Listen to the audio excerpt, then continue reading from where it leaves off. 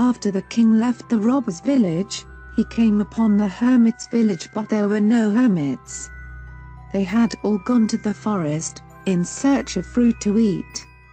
Only the older bird, Pupaka, was at the village. When Pupaka saw the king, he flew to meet him. He spoke politely to the king. "Hello, great king. Pleased to meet you. I'm sorry, but all the hermits have gone to the forest to find some fruit. Please be my guest. Even though I don't have anything special to give you, please make yourself at home. Help yourself to any fruits you wish, and as much fresh water as you want." The king was pleased with Pupaka, and told him, "You're a very kind bird. You're not like another bird I met earlier today. That bird only spoke words that were not polite. He only wanted to hurt and kill me. You are very different from the other bird." The older bird answered, "Actually, that other bird is my younger brother. A long time ago, a strong wind blew us to different villages. Satikampa, my younger brother, fell down in a village of robbers. In that village, my brother only heard the bad words and saw the bad actions of the robbers.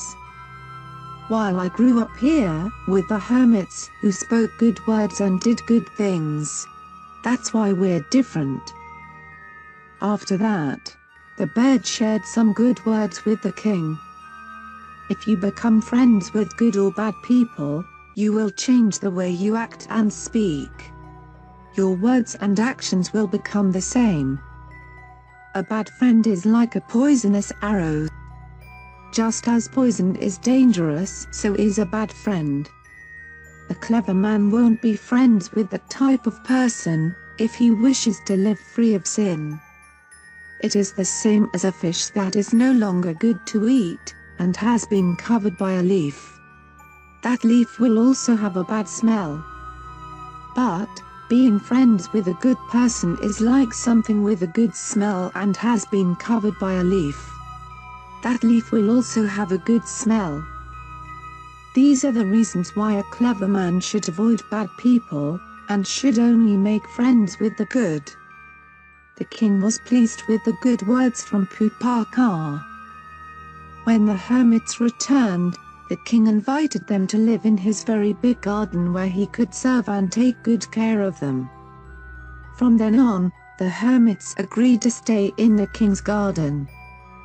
The king also became kind to other animals, and freed all the birds in cages.